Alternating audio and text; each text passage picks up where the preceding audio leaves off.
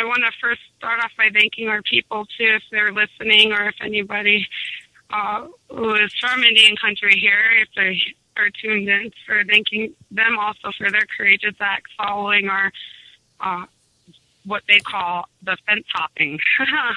So, well, I guess I'll just start off by with what initially began that day. All of our people, we gathered, like my dad said, and every hour we were doing a prayer, singing, and they had their megaphones, they had a PA system, and a lot of us women, I was at the front line, and I mean, I get it from my dad, how to stay strong for your people. I come from a long line of not necessarily radical people, but I guess that would be the best way to describe them. But so with me being who I am, it strikes a fire in my heart when I see my people come together. So I was at the front line backing and chanting to the police all the things, all the quotes and what they were wanting to say to the police, like telling them to back up, or Mini Wichoni, water is sacred. And after a while, you know, it felt like it wasn't doing anything. And the more and more I tried to listen to what our leaders were saying, the harder it became. The harder it got because of the machinery. And I walked around, and I'm a seventh generation. I believe firmly in what our generation can do, and I'm also a hothead when it comes to say it lightly, I guess, when it comes to authority, that wear a badge and are in the wrong place at the wrong time and telling us what to do. I come off as a hothead. I was pacing around trying to see what I could do, looking for something that I could do to help to stop this. And it felt like nothing was getting done. I felt helpless. I felt disheartened at that because we weren't allowed to do anything. And the leaders were telling us not to, that they had a strategic plan.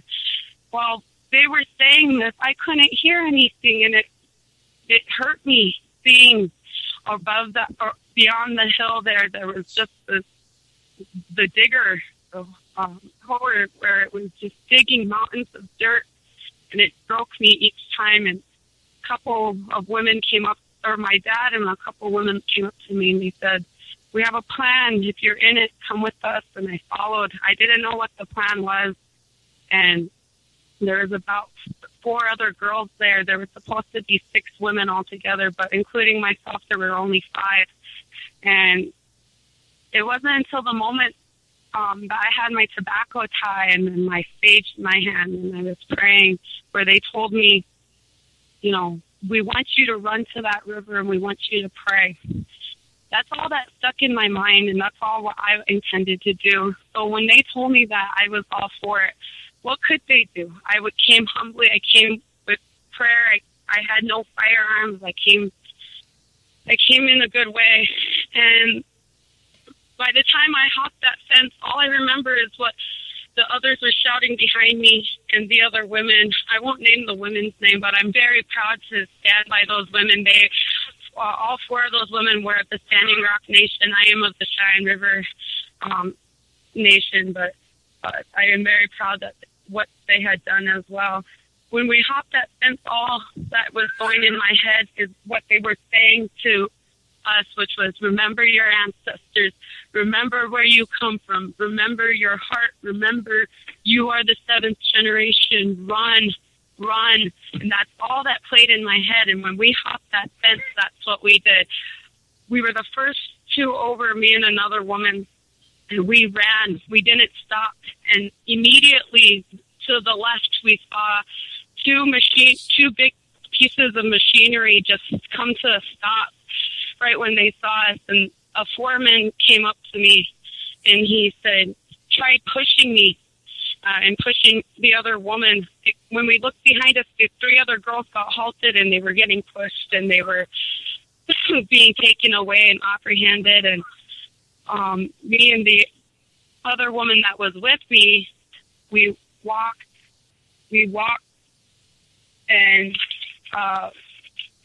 we went past these men that were trying to push us, and hold on, there's some BIA cops here trying to get us away here.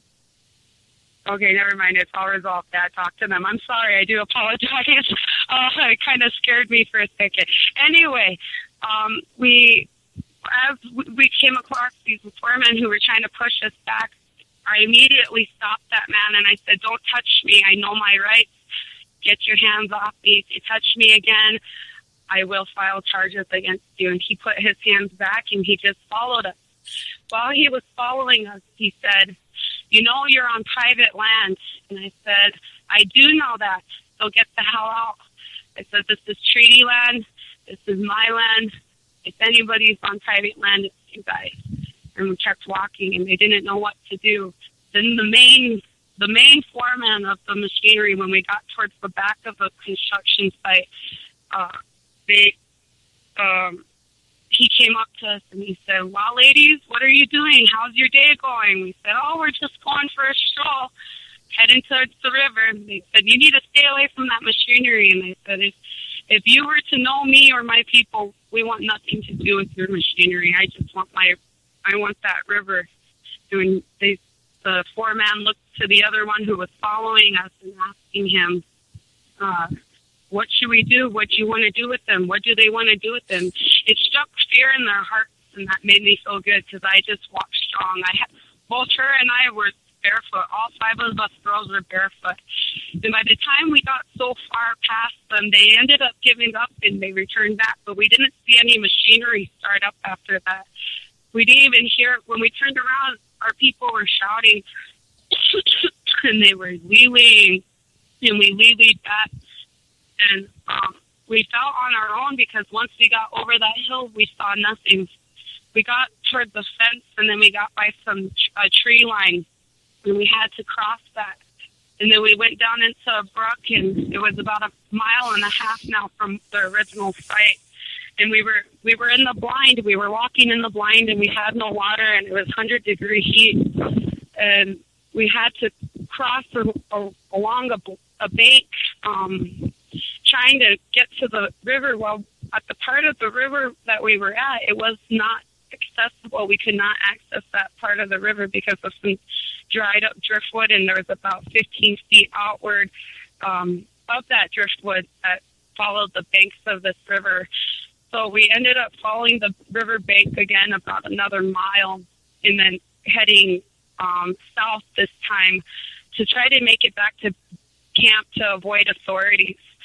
By the time we get by another tree line and we're crossing past it, we're going through weeds that are about up to our chest, and I'm a 5'6" woman, and, it was really hard to get through all that brush, but we ended up seeing a large group of people on the other side of the tree line who looked like our people. So we ended up doing our warrior cry, our lilies, to see if there were. And sure enough, they lilied back to us, and we knew it was our people. So we ran to them. This is about 3 hours after we had jumped the fence, and we cried out to them, water. We need water. And they said they didn't have any. So the woman that was with me, she had a hard time making it. She was behind me. I was in front of her. So they had to help carry her, and they helped carry me because I was in la-la land too. It felt like we hadn't drank for days, even though it was just a few hours. But we hadn't stopped. We didn't stop. Once we hopped that fence, we kept going. And by the time, by the time we get to the other side of the river, where it was accessible, I cannot begin to tell you how that felt, to jump into that river and just drink from it. And we didn't care that it was muddy. We didn't care. We were just thirsty, and we were hot. And then we saw about 2 miles east or west of us, the highway, and we saw units there of police, and we didn't know if they were tribal police or not. And this group of people, Wopula to them, They helped us. They carried us, and we swam across this river. It would have been, it wasn't that long. I would say it would have been about like a 20 yards, maybe 30 yards across. But we swam across this river so we could walk another 1.5 miles back to camp. But I want to say that both her and I shared an experience because we were talking about it along the way, and we were singing and we were praying together. And when it was just us two out there, and there was a plane that would circle us, making sure that were still in sight.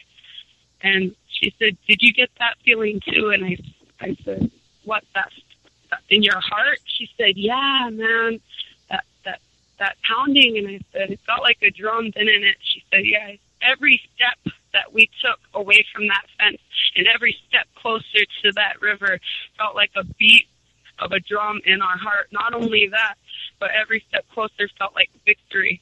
And we kept on looking behind us to see if they were following, to see if there were authorities behind us, but there wasn't. But once we saw that machinery come to a halt, I can't even express that feeling. It felt like we did something for our Unchi-Makah. It felt like we protected our mother. We protected our land. I protected this water.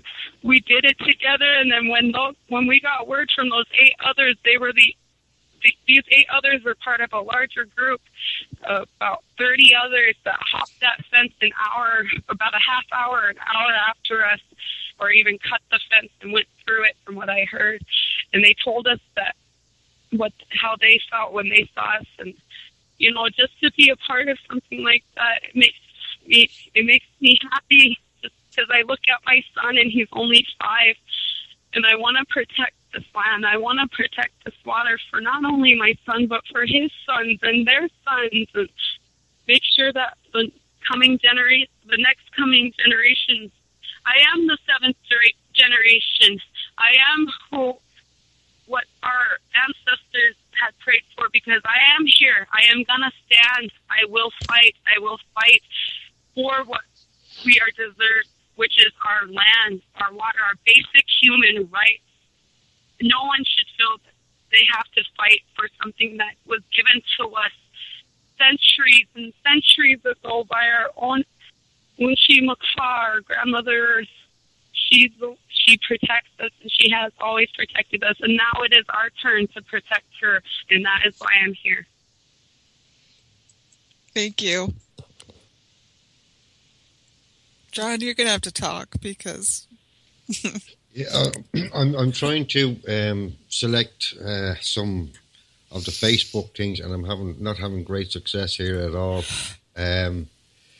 Well, it's a very moving story. There's no doubt about it. And I've seen some of those videos. Is that you standing in front of the digger? She came after you, didn't she? She was inspired by you, right? The one in the Unicorn Riot video? Oh, yeah. No, she must have, because there was only 5 of us, and all the other ones said that they were inspired by what we did. They said it was beautiful. It felt beautiful. Just to know that we didn't have any fire on it. Just to know that we didn't run towards that machinery. We didn't even care about those workers. We didn't care about those things. We just knew that that was land in which we should walk on. That was the land that was, given to us from generation after generation. It's not just our land. It's all the people's land. And for them to say it's a beautiful thing, it felt beautiful. And I'm honored when I hear others come up to me or come up to the other girls and say, you make us proud. You are the ones that had us going out there and had us going up to that machinery. Even though, my dad, he supports what happened to that machinery, the vandalism. I'm a little kind-hearted, so I disagree with him on some points, of course. I'm his daughter, we always will butt heads from time to time, but I don't support that vandalism. I felt that once the machinery was halted just from us running wild out there and not even giving a care in the world, they told us that they had to shut it down. They couldn't continue working with us running wild out there. So, I think it should have just been left at that, because it took us 5 hours to get back to the camp or get back up to the site. I remember just walking onto the camp. People were kind of like, where the heck did you come from? And I said, I jumped the fence. They said, oh, that was you. And they come here, get some water. It's like, they said, that was hours ago. You just now made it. Oh, we went through barefoot, 5 miles through bush, trees, and weeds, and cactus, and mud, and even swam across the river just to make it back to camp to avoid authorities. So, but as far as that unicorn, I haven't seen that video. I haven't really been on social media the last 8 days since I've been here. I really want to see that now that you bring it. Oh yeah, that's wonderful. Yeah, it's it shows a bunch of people running and going up over the fence to the machines and. I haven't seen that one yet. I know that there wasn't anything reported of us girls, and that was something that disheartened us a little bit at first. But then I just remembered that it doesn't matter what people believe. I know what actually happened. I know the truth, how it all got stopped. It disheartened us girls when we came back and we got criticized by some of the leaders for hopping that fence, and I guess a few of them said that, it wasn't part of the plan, quote unquote. It wasn't part of their strategic plan that they were going to push him back with horses. And, what I have to say to them when they say that, all that I say is, we stopped them. We stopped them. What did you do? I understand I understand that you want us to pray. What makes you think that I wasn't praying every step of that way? What makes you think I wasn't praying when I was out there with her, barefoot, looking for a way back with our tobacco tie and our sage in our hand and looking for water? What makes you think that we weren't praying? Had it not, I believe prayer did have a big part in it, but had we not hopped that fence, they would have still been tearing at this earth. And it means so much to me that this earth means so much to me.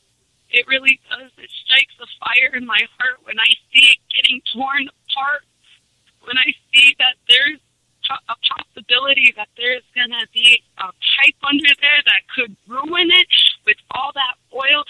Pipelines break all the time. It happens every year, and they're blind to it.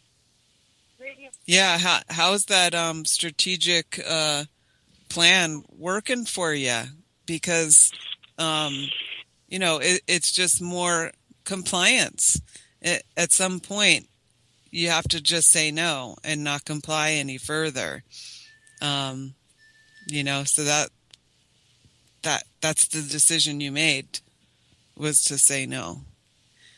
And that's one of the things that I try to tell, I'm sorry to interrupt, but that's one of the things that I try to make people understand is we are the seventh generation, and our leaders talk about it all the time. Let us stand up now. Let us stand up. We are knowledgeable. We are educated. We know what's going on. I might be young, but I am the seventh generation, and the seventh generation is what stopped those pipes from being